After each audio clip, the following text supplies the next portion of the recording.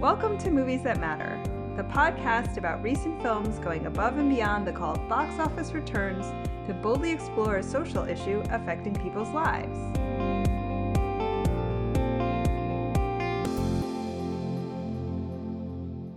I'm Nicole Finari. And I'm Stacy Moore. What movie are we going to overanalyze this week, Stacy? This week we're talking about The Book of Henry, the story of a gifted 11-year-old boy whose days of happily tinkering on inventions are interrupted by the discovery that the girl next door, played by Maddie Ziegler, is being abused by her stepfather. At which point Henry sets about trying to convince his mother, played by Naomi Watts, to murder the offender. What did we think? Oh my God, I hated this movie so much. What did you think? Can you just sort of like soliloquy, whatever, for a while about that? Okay.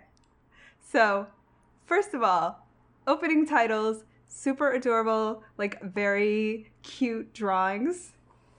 Yes. The whole entire movie was downhill from there. Like, nothing else about this movie was endearing beyond the opening titles. Like, oh my gosh, I hated the kids. I super hated the mom. I was like, how did this kid who's only 11 build this totally like trying too hard to be amazing treehouse? Right. How the heck did they make that much money in that short a time? Like, that's not possible. Even if he doubled his money every year, I'm like, come on, that's crazy. Since like he was just 3 or whatever, if he started investing when he was 3. Had to have been, right? Because the mother was horrible. I think I said that already, but it bears repeating. Oh my God, I hated everything about this movie. Wow. What did you think? It did not have any ties to reality, that's for sure. But it wasn't like cute, you know? Like it wasn't an endearing or like magical realism kind of way. It was, it didn't know what it was, is my main problem with it. It switched genres, it switched protagonists. It started out, I feel like it started out as a... Point! That's a point. To point to you, that's 100% true. Right. Like, it began as a heartwarming coming-of-age tale, and then kind of gradually but not smoothly morphed into a Hitchcockian thriller. Yeah. Like complete with like protagonist dying absurdly or like surprisingly early, and then a murder, like a planned murder, and a blonde, and everything, all the usual trappings of a Hitchcock classic, except I don't know, and then like who was the protagonist of this movie? Was it Henry? Was it his mom? I don't know. I don't know either. And then he kicked the bucket, and then it was his mom. And then I went, wait, was his mom the protagonist the whole time? And we just didn't. But there was just like not proper focus on her during the first, I don't know, 50 minutes of the movie. Like she's like totally incompetent, right? As the mom. Like she can't even run her own finances. She can't do anything. And she's like, she has this like, the man in my life is Henry. Where would I find somebody better? And you're like, that's effed up. You're the mom. You're supposed to be the adult in this relationship, right? So I'm like, she's totally unsympathetic. And then, it switches to her. And you're like, I already cannot stand this woman. I don't want to see the rest of the movie about her. She spends the entire... playing video games and do your bills, you know? Yeah, exactly. And although I did like that she seemed hardworking. She wasn't lazy. So she worked even though she didn't, like, theoretically need the money, which I appreciated. Yeah, that was it. That was pretty much the only, Oh, but and then the character wasn't consistent. It was just all over. The movie was just bananas. Like, and I'm not even saying that, like, I don't have any bad feelings towards the movie. It's not like it was not anywhere near The Circle. Like, I wanted to, like, tug my eyes out when I was watching The Circle. This, I was just kind of watching it going, what? Like, huh? Wait, we're going where now? Yeah, I was angry. I don't know if I was as angry as The Circle. I'm not sure. I just was like, this movie made no sense. It had really... Okay, talk about yucky love stuff. They introduce a male character who suddenly gets super involved with their family for literally no reason whatsoever. And it is no point to being in the movie, and why was that character even there? I wasn't... the only thing I could figure... Like, I was getting the sense that it was supposed to point out how unable to move forward with her life she is at that point. Like, here she's got this, like, tall, dark, handsome drink of water, keeps, like, following her around. Who's not a in a freaking stalkery neurosurgeon? way. He's a neurosurgeon. Thank you. He has, like, a kicking beard. Yeah, that beard was, like... I was impressed. And yet she's I'm just so in love with Lee Pace. It's not funny. Oh, he's the best. He's the best. So in love Absolutely. with Lee Pace. Also, he can sing. He's dreamy. Also, what? He can sing. You and your vocalists. Yeah. Oh my God, there's gonna be like 10 years of podcasts of Nicole picking out everybody who can actually sing and isn't in musicals. Yeah, absolutely. We should definitely do like a compilation of this at some point. But yeah, and the whole time she's just like, hang on, no, I don't have time to talk to you, super gorgeous neurosurgeon with a great beard. I have to go plan to kill my neighbor, and that's kind of taking up all my time right now. Yes. That's why I figured he was there. Okay, dumb movie trope complaint. So the entire movie she's dressed in shapeless sweaters. Except for when she has to kill the guy and then she's in a black leather jacket. And I was like, seriously, guys? Seriously? They gave her a black leather jacket? Maybe that was in the recording. Maybe he told her, go take a left, get in the car, buy a black leather jacket. Yeah. You have to dress the part. When did this boy who was, as far as we could tell from what we were shown, was he never left the hospital. He was in a hospital bed with his head bandaged up. When did he have time to go around recording these elaborate instructions to kill women? I don't understand. It made no sense. Or just straight up talk about unrealistic, like him and his brother. Like, part of the reason I couldn't quite get into it emotionally to begin with, like it grew on me. Like I got there, but in the beginning I couldn't. It was so unrealistic to me how well those two boys got along. I've never seen, outside of movies and TV. Not even TV is more realistic in this respect. Outside of movies, I have never seen two siblings get along like that. It's no. Like, I just love you, brother. Do you have everything you need? He can have the last cookie, mother dearest. No, kids are like at each other's throats. They don't sit there like. I was like, this is not. Whoever wrote this did not grow up with a brother or a sister. Yeah, I gotta say the little kid was the only emotional beats that ever landed for me. Like when he was crying over his big brother dying, I was like, oh man, that kid did a good job. Well, the older brother was not Room.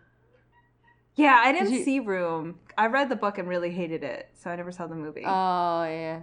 I just saw on Twitter that I believe his name's Jacob Tremblay, and he apparently got $14 million to do this movie. Well earned. Right. It's like, you did it. Good on you, kid. Yeah. Yeah, so I did think the little brother was endearing. I totally agree with you that their relationship was unrealistic. But so this is sort of, it feels like our second precocious kid movie in a very short amount of time. And I was trying to think about what makes for good precocious kid movies and what doesn't. Because I actually really liked The Little Girl in Gifted. Yeah, me too. And I think it's that sort of strange juxtaposition of what is still childlike about them and what isn't. Okay.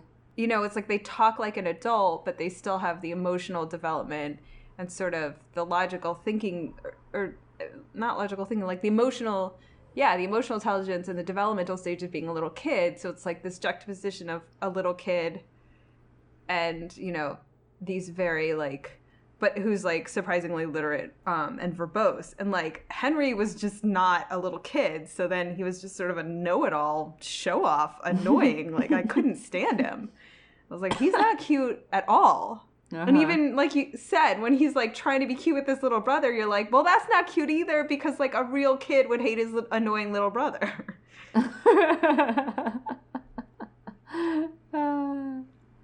Yeah. So. Sarah Silverwood's character didn't like him, which I didn't see what that was founded in either. I was like, why is this woman just being needlessly rude to her friend's son? I don't understand. Was that kiss not the creepiest, most awkward thing?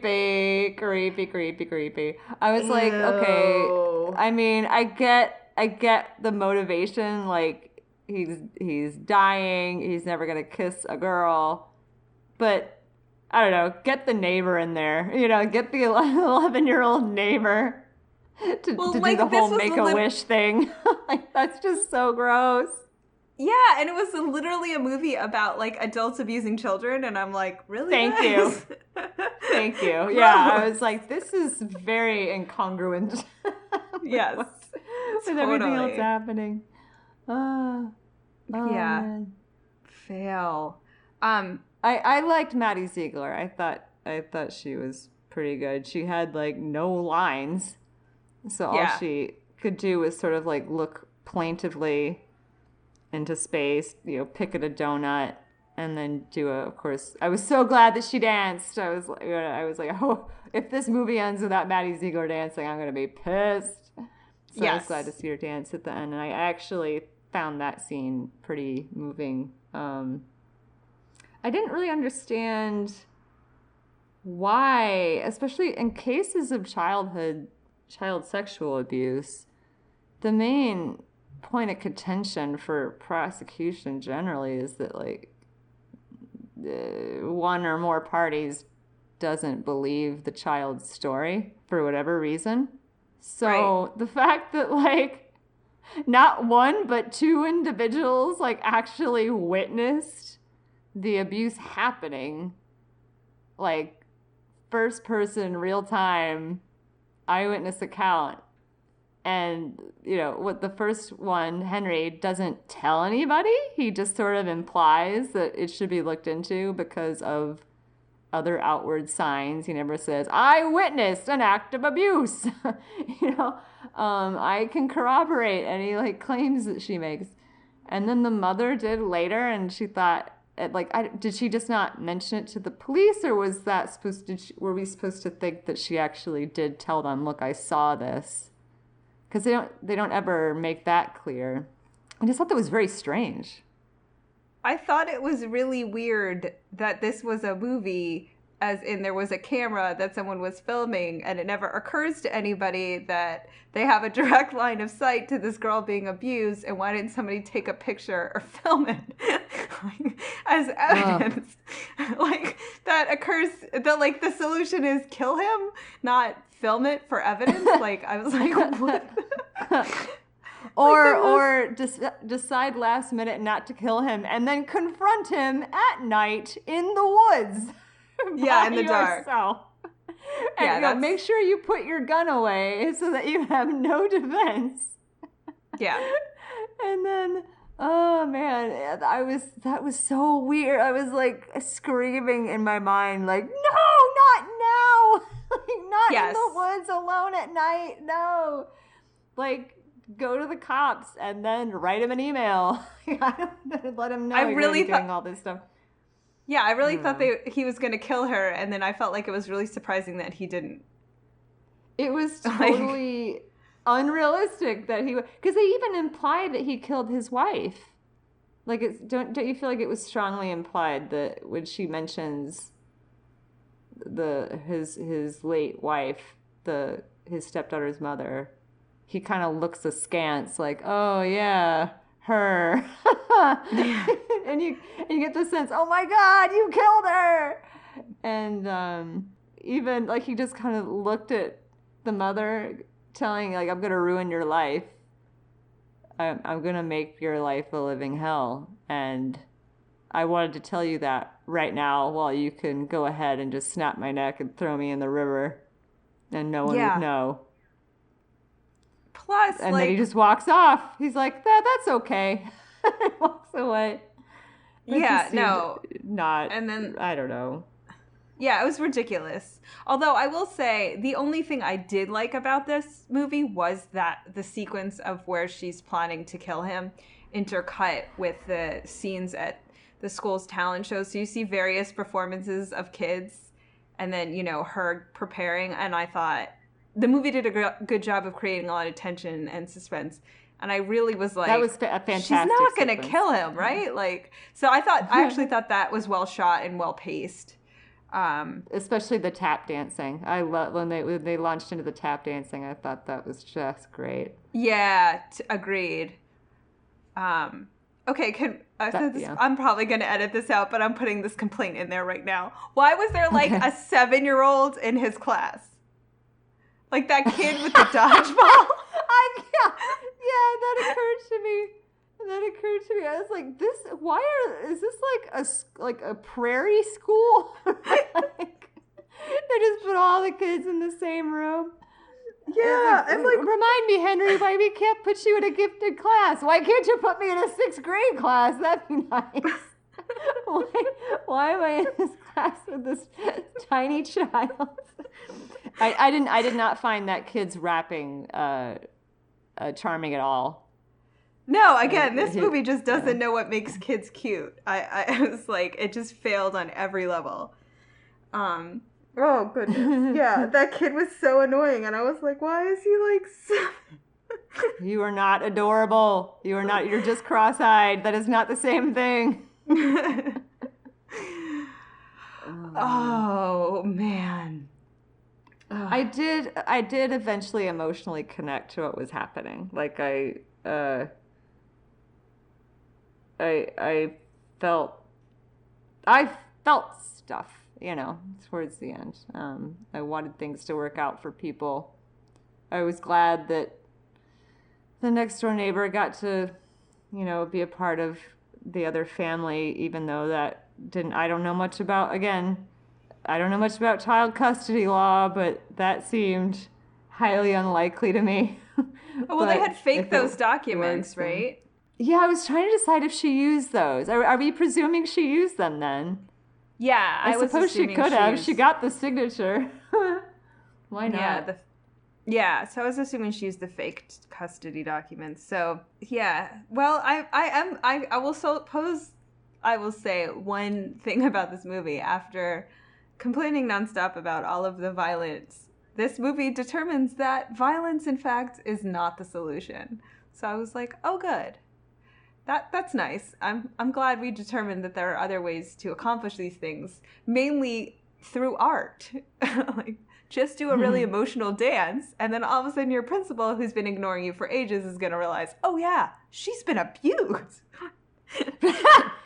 Maybe I should say so. Yeah, that was one powerful assistant principal. Like she snapped her face. She said, I made primary inquiries, and it led to nothing. But then she saw the sad look on Maddie Ziegler's face while she was dancing and snapped her fingers, and like cops were all around the house.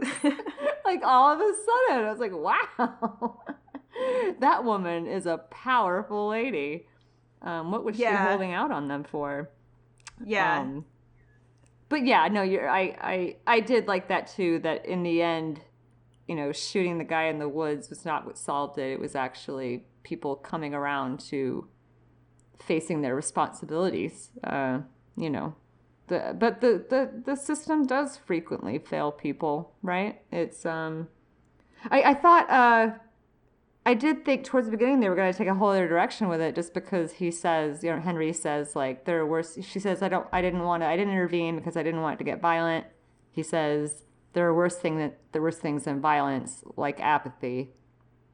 So I thought, really, is that where we're going with this? Is like, hey, like, let's, world police, let's just go in and fix other people's problems with guns or vigilantism or whatever. I'm not sure I'm comfortable with that. And then, you're right. They kind of came around at the end and they're like, no, actually, you should just, you just have to stand up and speak, right? You don't have to be apathetic. You don't have to be violent. You just have to say something and say it out loud wherever, like, so that and everyone can hear, because it's when you say nothing that this stuff continues to happen unabated. And that's true of a lot of things. Yeah, so I wanted to shift into that. So I sent you an article, which I'll post in the show notes, about so police officers are 2 to 4 times more likely to be domestic abusers than in the general population. I could not believe that. Oh. And that's huge. I mean, I thought slightly more likely, but in the article they talk about... And then the general number is 40%. That's almost half. Yeah. That's almost half of families with a police officer in them. Yeah. I couldn't believe it. And, but one of the things that I thought was really... I really liked there was a quote in there that said something like, the blue code of silence has a nothing on the mafia's code of honor, right? Like, it's just impenetrable. And so to your point about just speaking up, like, we see this, we see this with Black Lives Matter, you know, cops just instinctively protect their own. And you're like, I thought you were doing this job to protect and serve. You want me to honor and respect the job that you're doing as if it's this noble occupation, but let's just be frank. You might as well just hit that woman too, because if you're willing to willfully ignore the fact that someone in your department is beating their wife or their child, then you are just as complicit. And there's just no excuse and actively hide the evidence, or refuse to collect the evidence so that no case can be brought against them. And they're the only ones who can collect the evidence are the cops. Right. Yeah, it's so corrupt. It's heinous. It's heinous, and it's really upsetting, and it does make you think too, like, well, if they're not willing to intervene in their own cases of domestic violence, it does explain why they're not willing to intervene in anybody else's either, because they actually don't think, you know, beating the crud out of your wife is a bad thing. And it's I found that, and the jury mistrial in the Cosby, which, you know, just occurred as of our recording of this episode, and I'm like, man, the system is failing. It is failing women. It is failing kids. It is failing Black people. Like, I found this a really emotional and difficult weekend. How about you? I've had my head underground, but yeah, with the news of Philando Castile's verdict, that was pretty heartbreaking. I mean, I shouldn't have.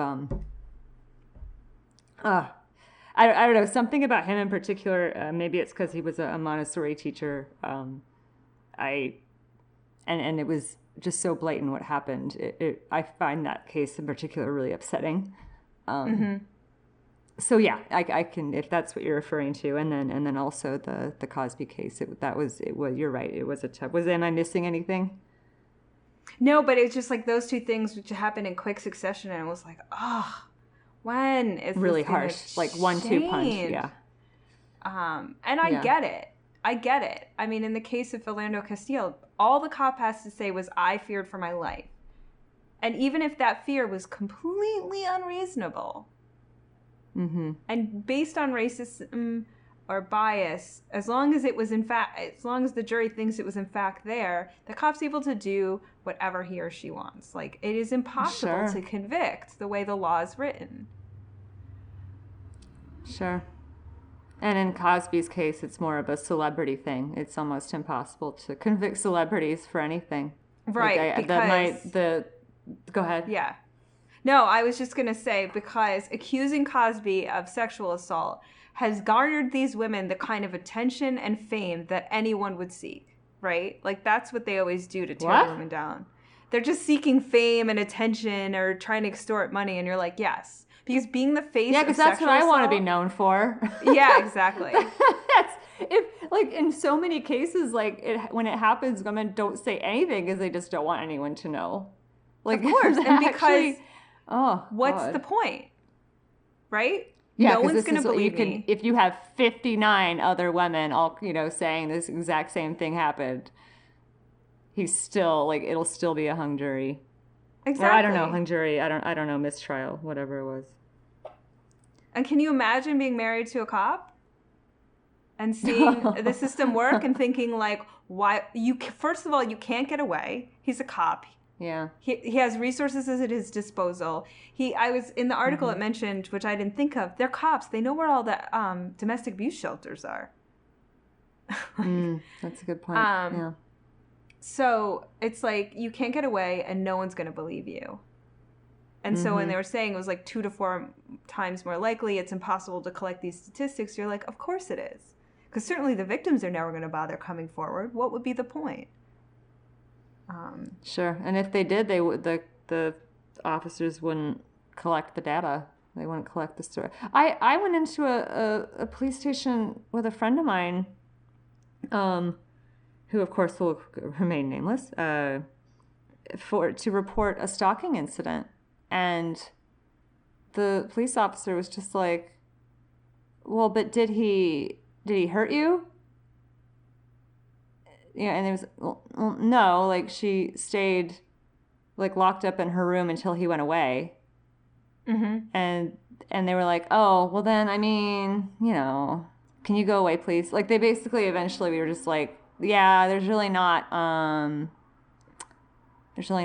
like he didn't really, he was just visiting you. So, and we were just dumbfounded. We're like, sorry, I don't understand. We're reporting an incident of stalking. And he basically was just like, I don't really care. Yeah. Good luck with your troubles. And of course the stalker came around again later that day.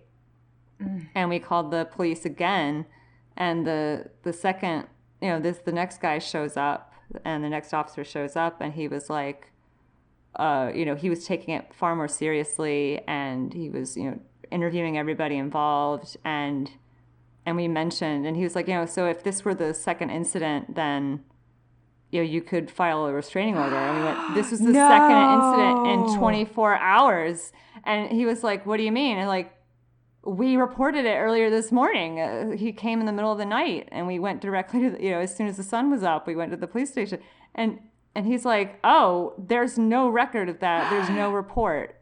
Unbelievable. It was ridiculous. I mean, and just to his credit, like, he brought a translator because this person spoke another language primarily, and but that translator hit on her.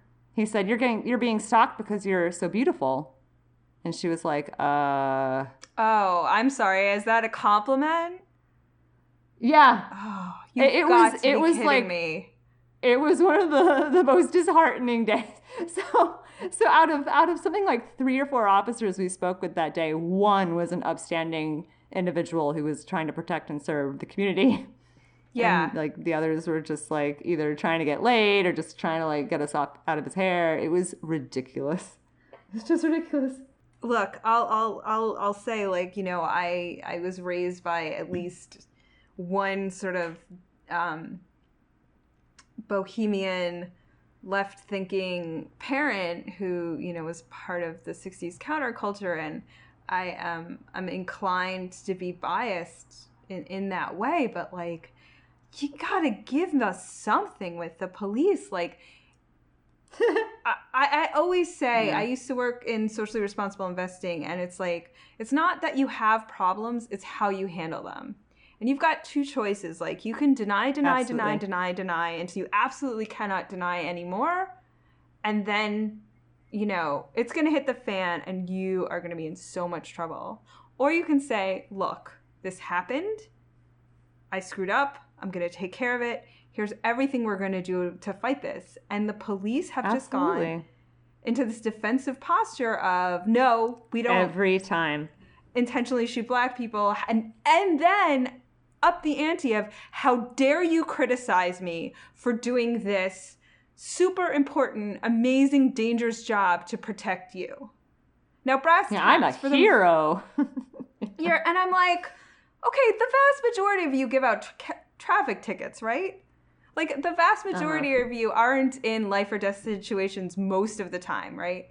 Like, not... I can't speak to that. I don't know. No. I tried to look up statistics on this, and it was a little bit hard to sort of pin down how many, on any given day, like, what percentage of cops are actually in life or death scenarios. But, like, most cops are not in inner cities patrolling, you know, drug-ridden gang-ridden corners, rather. And so it's like, give me a break. Like, you're not actually, like, most of the time in your job, you aren't putting your life on the line. So stop selling me that bill of goods, because I don't believe you. Somebody's got to be the guy at the desk, right? Like, poor guy, poor someone's Frankie. running dispatch, like, so, like, let's not oversell. No, you're right. Like, there's lots of industries where people risk their lives, right, to serve the public. There are journalists, like combat journalists. There are firefighters. There are people social workers that go into dangerous neighborhoods. Thank you. There you go. And drug dealers. The difference. I mean, that's got to be like a super dangerous job most of the time. That is dangerous, and it is in demand. But the difference is that in those other industries, like journalism, for example, if one journalist commits plagiarism, the others don't all cover up for him. They absolutely decry like what he did. They're like, that guy's a plagiarist and he should never work again. That's the difference. If a firefighter set a building on fire for attention, the other firefighters would not be like, oh, let's make sure no one finds out that, you know, that Jenkinson went over and set the hospital on fire. Like, they would, you know, they'd be like, Jenkinson set the hospital on fire. He's crazy. He's gonna go to jail. Oh, but God forbid you take one toke off of a joint, right? Like, you have any weed in your system, you're out. You're fired, according to that article. You hit your wife. Yeah, that was in the article, yeah. That was you probably get to keep your job. I was like, really? Really?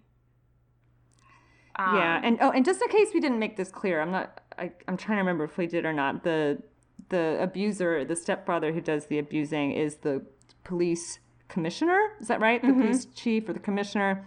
And so every time he's reported for for signs of what he's doing, his brother, who apparently is like the DA, or I don't know, his brother George gets him off the hook, essentially. Like, does like a kind of a rubber stamp thing saying, yeah, I asked my niece if my brother was abusing her, and she said no. So yeah, so that's that. That was one of a recurring theme in the movie, is that every time they reported it, like, nothing was done because of these connections that this guy had.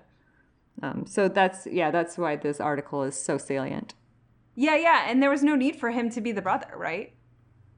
Like, the district attorney's office is often, you know, again, they rely on the cops for their testimony and their work. Like, they're often just as reluctant to pursue. They don't want to go after cops either. Like, they're just as complicit in the system often. So, like, sure, you know, I guess they wanted to say, oh, no one would believe that some random other person would cover up for this guy. And you're like, yeah, but in real life, they don't have to be brothers. Yeah. They don't have to be brothers. Just coworkers. I want to be inspired by the movements and the complaints and the attention this is getting, but, like, it's really hard to keep watching nothing change. Yeah, it is. It's really, it's heartbreaking on a regular basis. Yeah. And I wonder if I'm like, maybe get off of, you know, the, leave the march and go be a police officer. Like, let's get the right kind of people. Oh, you mean like become a police officer? Just like we should have run for office? Like, work within the system. That could be part of it. I've heard that the recruitment process bears a lot of the blame for what's happening. So yeah, I think that's a great idea, Nicole. Yes, anyone listening who actually does want to protect and serve their communities and the citizens of this great nation, please consider becoming a police officer. I mean, not me, let's be clear. The system. No, not you. No, I have no intention of putting me. my money I'm where not my yeah, I'm not. Yeah, I have no intention of putting my money. But you should, people. You should. Absolutely. Somebody with a much sturdier build than me, maybe, who can run a lot faster and can fire a gun without falling on back on her ass from the kickback. Yeah, if that describes you, you too can be a police officer. Wow, who knew this podcast was going to turn into a police recruitment PSA? Oh, man. Oh, on that note, there really just is nothing else to say about this movie, and I'm too depressed to keep talking about domestic violence. So you wanna throw this a social impact score and explain the scale? Absolutely. Let's give it a social impact score from 1 to 10. 1 being it changed nothing. 10 being the world we once knew is gone forever. I don't know, a 2, I guess. Yeah, this movie got terrible reviews. So it did. Yeah. Everybody just hated this movie. Because it was so bad. And it was so sad to me, too, because I really like Safety Not Guaranteed. Oh, yeah, I have another PSA. It was really fun. Okay. I have another PSA that I'm going to give now instead. In lieu of recommendation, I'm going to tell you this right now. This is great. Okay. I finally have the audience to broadcast this to. If you are traveling in time and you need help getting back to your own time, I will help you. No questions asked. You don't have to go through the whole song and dance that you prove that you're from the past or the future or whatnot. I'm with you. Just whatever you need, I'm your girl. Email moviesthatmatterpod@gmail.com. Come find me. I appreciate your benevolence. If anyone tries that with me, I want a grand display of knowledge of the future. I want like a little. I want a hoverboard. You have to show me a hoverboard, and then I'll help you. Okay. Or give you just a really good stock tip, right? I'd like to recommend any music video by Sia. Okay.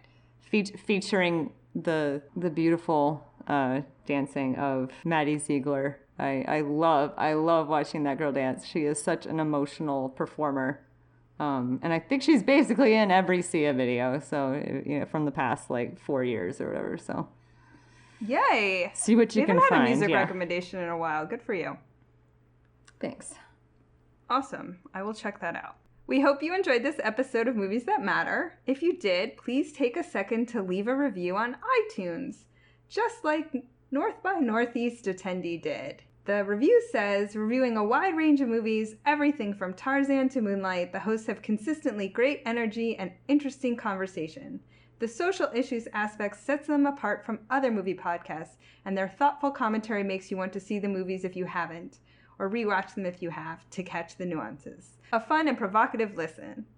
Aw, blushing. So sweet. Thank you, North by Northeast attendee.